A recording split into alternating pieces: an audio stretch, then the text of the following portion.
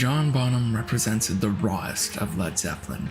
The ferocity, the talent, the sheer electricity of the music, the anger, the violence, the demons it brought. John Bonham was made to drum. He was made for Led Zeppelin. But was everything that came with the stardom made for John Bonham? The Beatles may have sweetly asked the world to please me as they ushered in the era of stadium concerts, but Led Zeppelin took the idea and corrupted it. Lyrically, they carved out their own path. They didn't want the world to please, they wanted it to squeeze till the juice runs down my leg. They turned their stadiums into debauched, decadent, and dangerous road shows. It was almost as if the band was propelled by an ominous, thundering heartbeat, a heartbeat that rumbled from deep inside one man. John Bonham wasn't just given the nickname The Beast, he earned it, and I imagine his mother would agree. After putting her through 26 hours of labor, Bonham was born on May 31st, 1948, near Birmingham, England. Shortly after Bonham was born, his heart stopped beating. To add to Bonham's mother's terror, the doctor on duty was missing. As the moments ticked by, a quick-thinking nurse hauled in another doctor who was able to revive baby Bonham. After the situation had calmed down, the nurse confessed that it was a miracle that the baby had survived, and so Bonham's days of causing pulse-pounding mayhem had begun. By the age of 5, Bonham was driving his mother nuts. He would camp out in the kitchen pounding on pots and tins with knives and forks. She must have seen something though, because when he was 10, she got him a snare drum. For his 15th birthday, his father gritted his teeth and bought Bonham a real drum kit. Bonham's headmaster also saw something.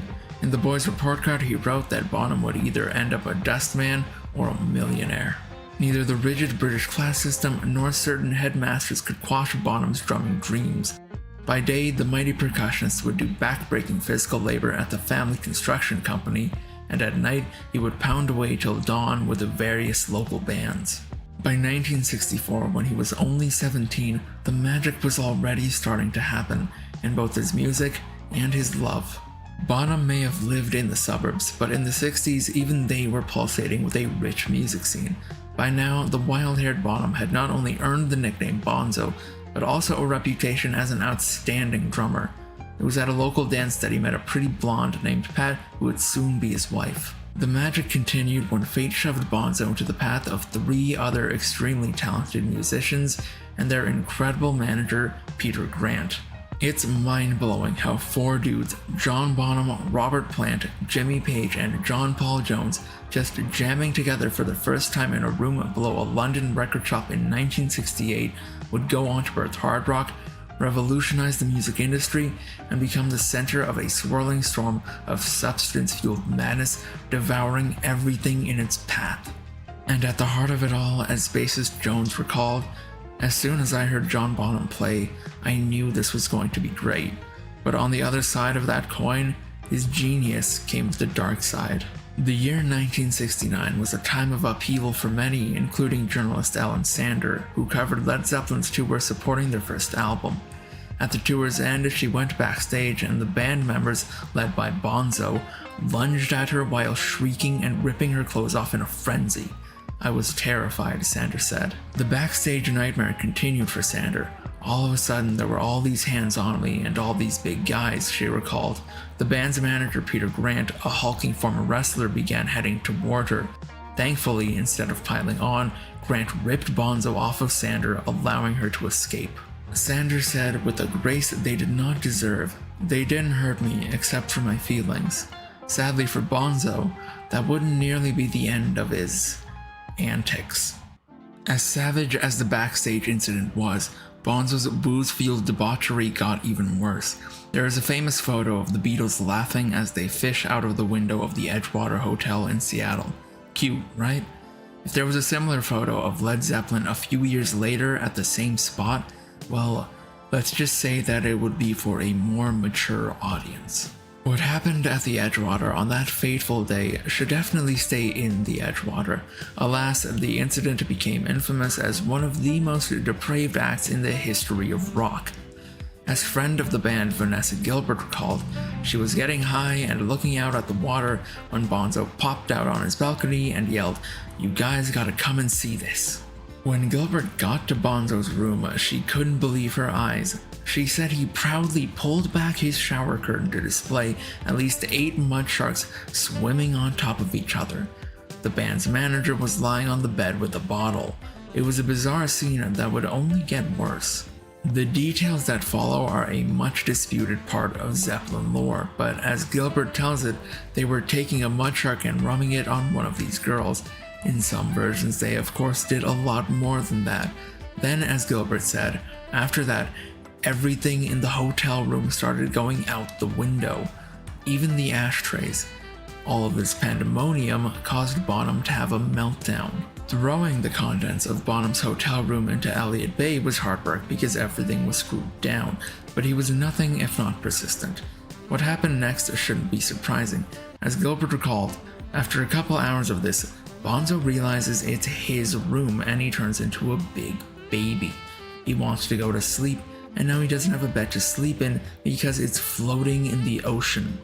Now, we're not looking for Easter eggs here, but isn't it curious that Bonzo changed the name of his epic drum solo from Pat's Delight after his wife to Moby Dick when it was released as a track on Led Zeppelin 2, just a few months after the Mud Shark incident? Regardless, many folks consider it one of the greatest drum solos of all time, so all's well that ends well, I suppose. During the band's live shows, Bonzo would sometimes make Moby Dick last up to 30 minutes, which allowed his band some me time. Again, information for a more mature audience. According to legendary groupie Pamela Des Barres, she was sashaying backstage with Jimmy and Robert while Bonzo thrashed away on Moby Dick. It was like being wrapped up in a thunderous hurricane of expanding, contracting, holy sound. As wild as Bonham's life sounds, long stadium tours can be a total grind. To add to his frustration, the band's success meant that they couldn't leave their hotel rooms without causing chaos. Bonham's bandmate John Paul Jones said he really hated being away and he hated flying, so that was another thing that made him drink. Inevitably, Bonham's self-medicating was becoming a big problem. Who needs diazepam when you can cure your fear of flying with a private jet? Obviously, the band didn't get one for that purpose, but some armchair shrink thought that letting Bonzo sit in the cockpit would be a good idea because A, it's all about control, and B, he loved cars and fast driving. Booze, aircraft, and a madman. It seems they were creating a self-inflicted wound here. Time to call Mothers Against Drunk Pilots. As bassist Jones remembers it, Bonzo suddenly realized flying was a bit like driving his car. They let him do a few moves, the plane lurched.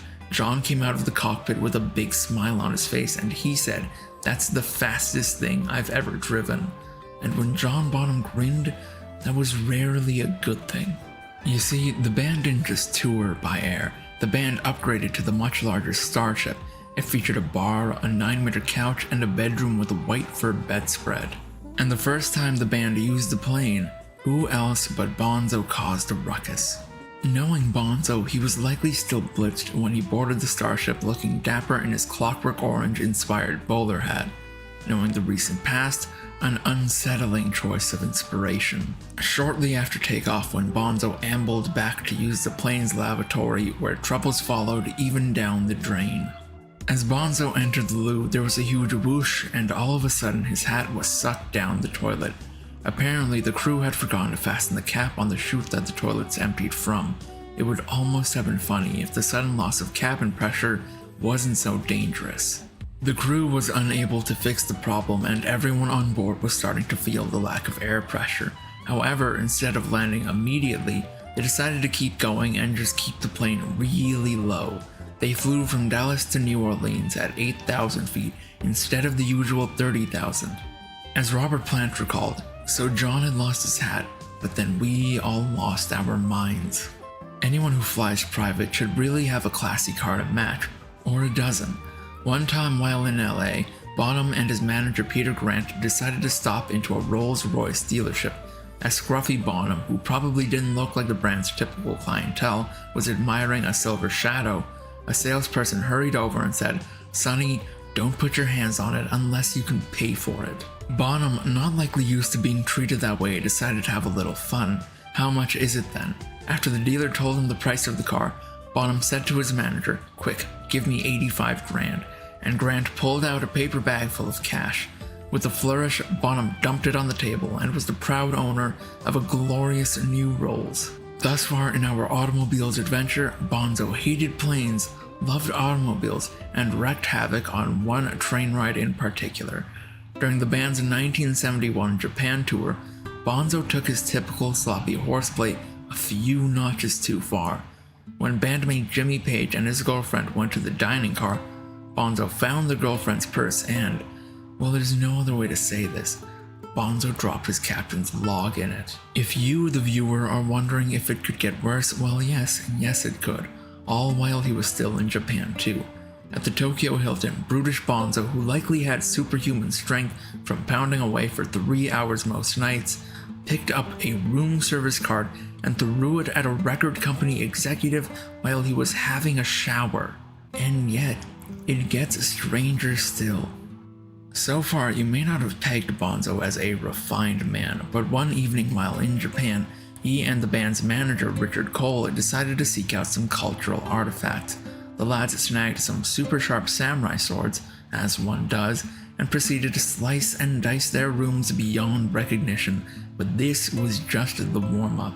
In what could have been a scene from A Clockwork Orange, the two boozers bounded down the hall, swords in hand, and chopped their way into bassist John Paul Jones' room. If he hadn't been so out of it, he probably would have had a heart attack. Jones was so inebriated that he didn't wake up when they dragged him out to the hallway. Bonzo and Cole then sliced Jones' room to smithereens, all while Jones had slept soundly in the hotel hall. The next morning, a shocked housekeeper got an earful of curses when she tried to wake the dazed and confused Jones, who at first didn't realize that he wasn't even in his room. To no one's surprise, the Tokyo Hilton banned Zeppelin for life. You might say Bonzo was an artist of destruction, with every new hotel room as his blank canvas. At one of the exclusive and secluded Chateau Marmont bungalows in LA, he and manager Cole went on a particularly abominable spree with an X-rated entertainer named Dahlia the Dog Act, acts that we will carefully step ourselves through. The band's manager Cole arranged for Dahlia the Dog Act to come to the bungalow and perform for him and Bonzo. When it wasn't up to his expectations, Cole, eager to see a show, went so far as to fry up some bacon and use it to lure the dog into action. The show they came for wasn't happening, so Cole stepped in and proceeded with Dahlia. As that went on, he urged Bonzo to step in and take over. No bacon was needed, and during the act, Bonzo asked Cole for some feedback as Cole cheered him on. The Chateau Marmont has hosted a lot of wild behavior, but this must have been a first. Grant, the other manager, burst into the room while Bonzo was in the thick of things and dumped a gigantic industrial-sized can of baked beans all over the entwined lovers. To wash it all down, he proceeded to pop a bottle of champagne and spray it all over the pair. That is the baked beans incident, and so we continue on. Something much darker happened aboard the starship. To fortify himself for the flight, Bonzo consumed a whole bottle of booze and passed out. When he awoke, he stumbled out of the bathroom wearing only a robe. Then he grabbed at a flight attendant who happened to be walking past him. Consent was clearly a foreign term. As Bonzo pawed and clawed at the flight attendant, he threw open his robe and then announced his intention to the crowded plane. The petrified flight attendant let out a piercing scream, and Cole and Grant came running. They ripped Bonzo off the woman and put her in the care of guitarist Page, who gently tried to console her for the next 10 minutes.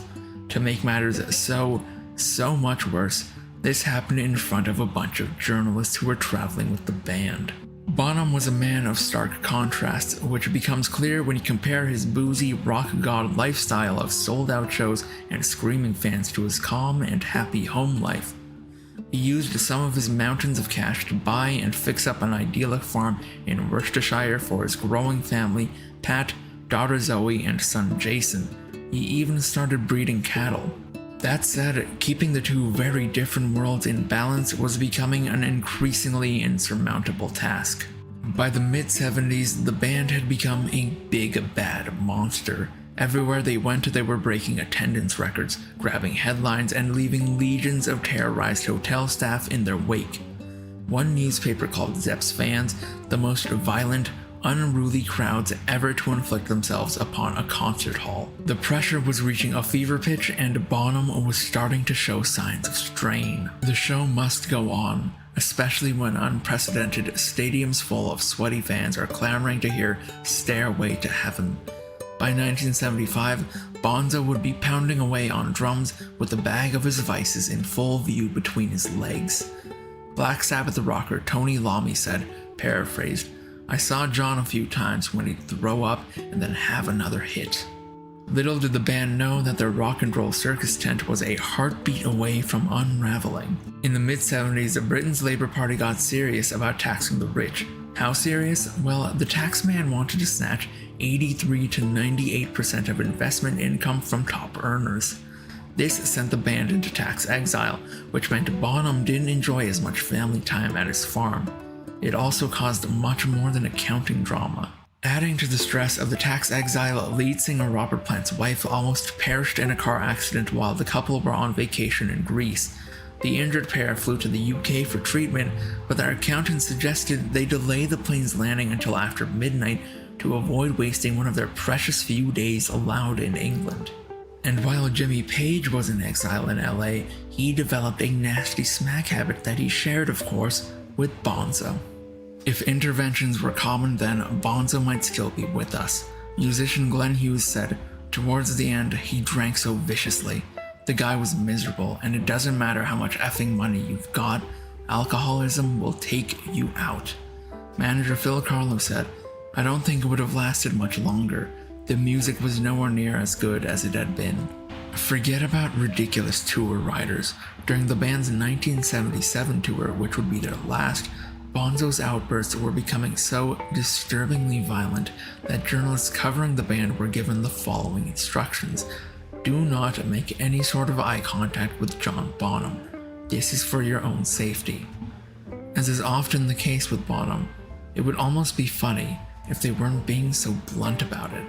Pounding the drums almost nightly was no longer providing an outlet for his frustration at being away from his family, and he was regularly provoking fights with anyone and everyone to the point where his bandmates kept secret hotel rooms where they could hide from his out-of-control rampages. When they made plans to go out, someone would whisper, "Shh, don't tell Bonzo."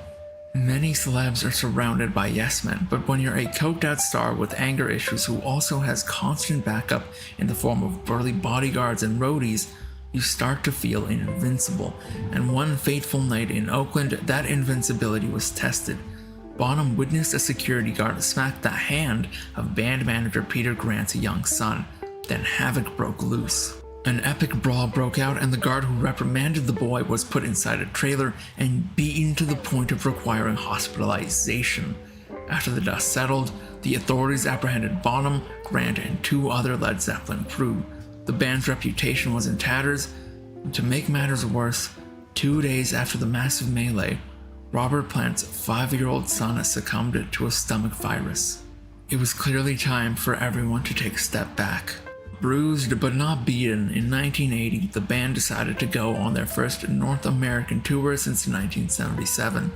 During rehearsals, the band stayed at Jimmy Page's house just outside of London. However, on the morning of September 25th, 1980, when Bonzo still hadn't emerged from his room, the band realized that something was very wrong. When bassist Jones and the tour manager went to rouse Bonham that afternoon, he was unresponsive. And at the young age of 32, John Bonham was gone. And as he had recently kicked illicit substances, the only other substance in his system was medication for depression and anxiety.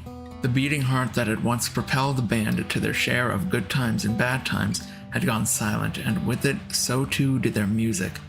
Just a couple months after Bonham's passing, Led Zeppelin announced that without their dear friend, they could not continue as they were.